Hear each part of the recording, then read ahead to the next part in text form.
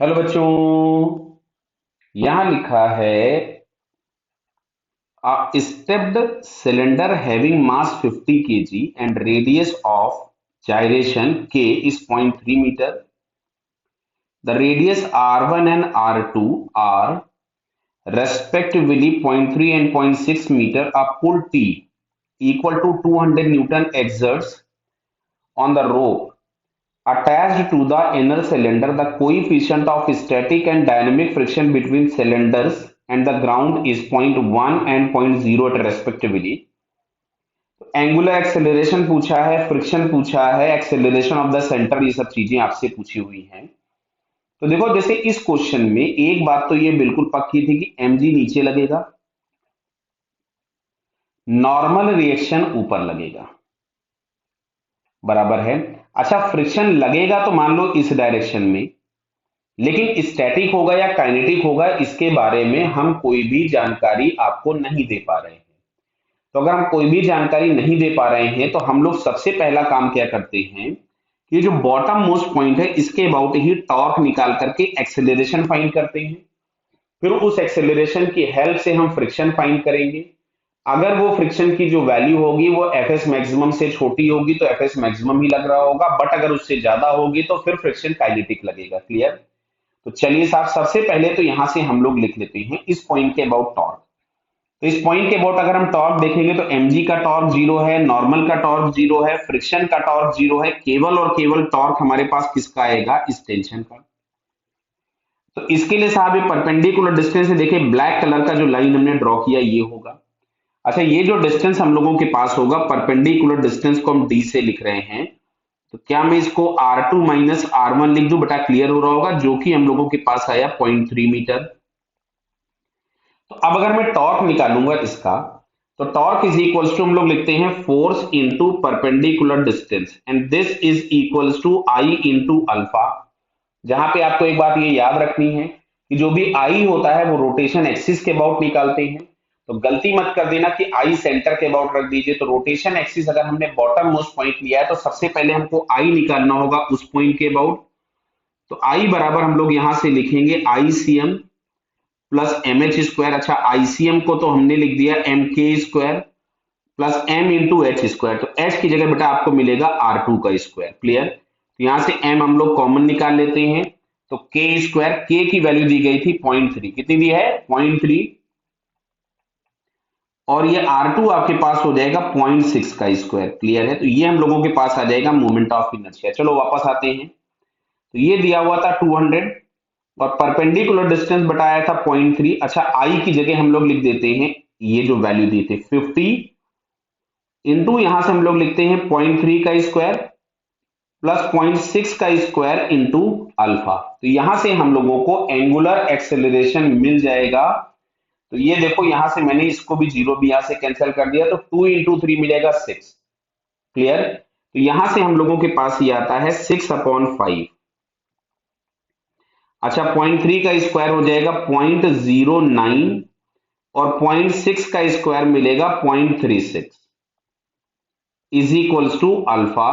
तो ये alpha is equals to आता है 6/5, और ये ब्रैकेट के अंदर जितना भी है वो ऐड होके हो जाएगा 0.45। क्लियर है? इस वैल्यू को अगर हम लोग सॉल्व करें तो देखिए, सॉल्व करके हमारे पास वैल्यू आ रही है 2.66 रेडियन पर सेकेंड।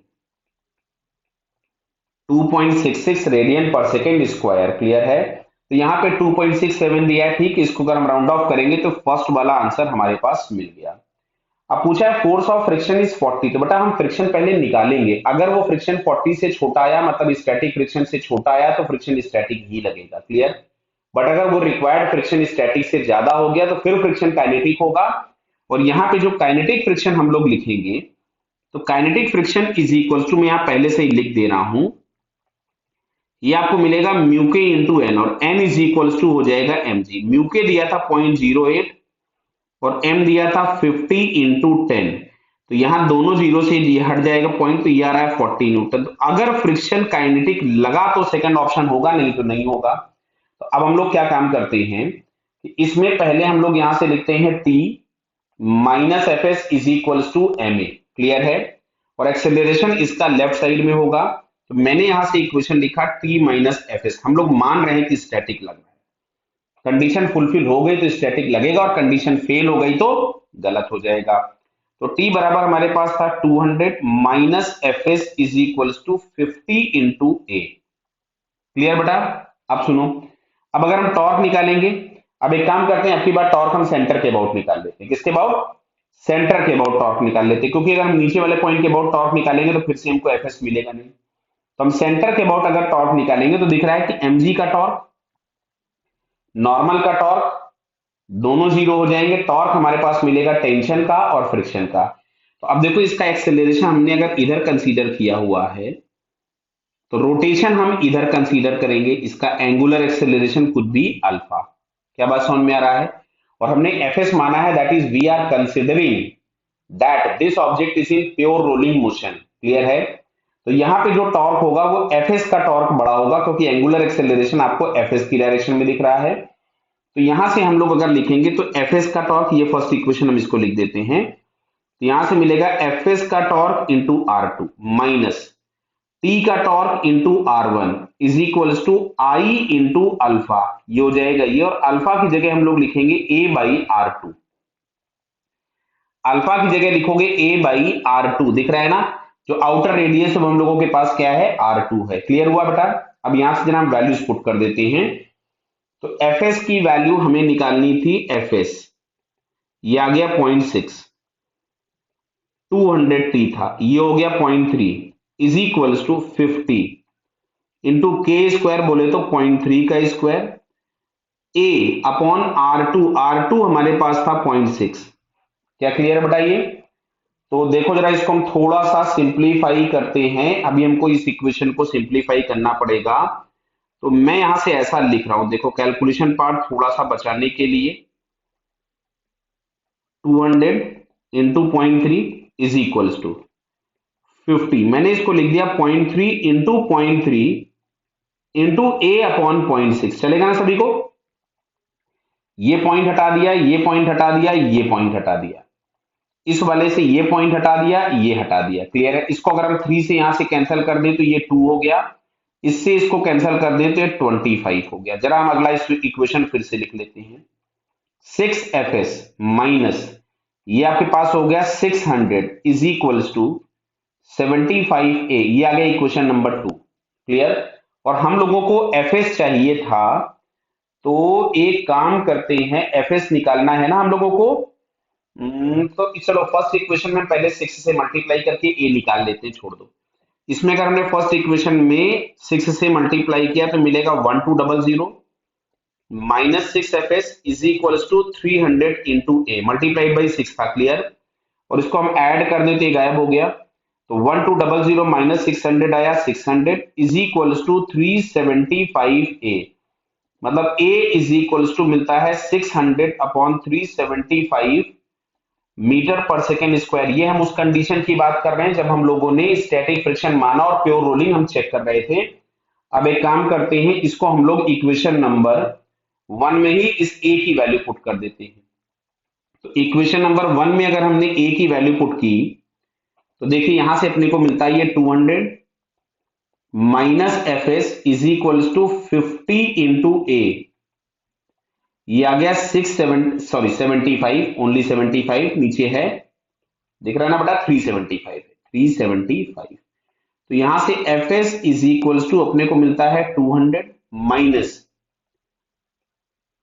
600 into 50 upon 375। अच्छा, इस वैल्यू को जरा हम लोग एक बार कैलकुलेट कर लेते हैं। मैं आपके लिए कैलकुलेटर से निकाल लेता हूं इस वैल्यू को तुरंत। तो देखिए इसमें हम लोगों के पास मिल रहा था 600 मल्टीप्लाइड बाई 50 डिवाइडेड बाई 375, ये आ रहा है 80। ये वैल्यू मिलती है 80। मतलब यहां से अगर हम लोग लिखेंगे तो 200 माइनस 80, मतलब हम लोगों को रिक्वायर्ड फ्रिक्शन आ रहा है 120 न्यूटन। क्लियर? तो गड़बड़ हो गया। क्यों? जो मैक्सिमम फ्रिक्शन लग रहा है वो 120 से छोटा होगा, यानी आपके पास फ्रिक्शन स्टैटिक ना होके काइनेटिक होगा और प्योर रोलिंग नहीं हो रही होगी। तो ये जो कैलकुलेशन हम लोगों ने किया था, ये जस्ट हम लोगों ने चेक करने के लिए किया था कि फ्रिक्शन है क्या।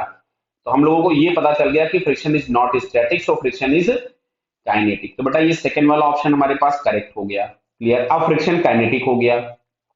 अब इतनी कहानी आपको नहीं करनी एक्सेलरेशन फाइंड करने के लिए। अब अगर हमें इसके सिस्टम का एक्सेलरेशन निकालना है तो सिंपल हम लोग लिखेंगे जो फोर्स लग रहा था 200 minus F K is equals to M into A, तो ये आ जाएगा 160 is equals to 50 into A, मतलब ए इज इक्वल्स टू हम लोगों के पास आता है 16/5, तो यार है 3.2 मीटर पर सेकेंड स्क्वायर टुवर्ड्स लेफ्ट। जरा चेक करते हैं ऊपर थर्ड फोर्थ ऑप्शन जो दिए हैं अपने, तो एक्सेलरेशन इज 3.2 मीटर पर सेकेंड स्क्वायर टुवर्ड्स लेफ्ट, ये वाली बात एकदम सही हो जाएगी। तो यहां से हमारे पास ये थर्ड वाला ऑप्शन भी करेक्ट हो गया, तो राइट वाला गलत हो गया, तो ऑप्शन के नाम पे हमारे पास करेक्ट मिलेगा first, second and third. So these three options are correct. Clear है बेटा? Okay, all the best.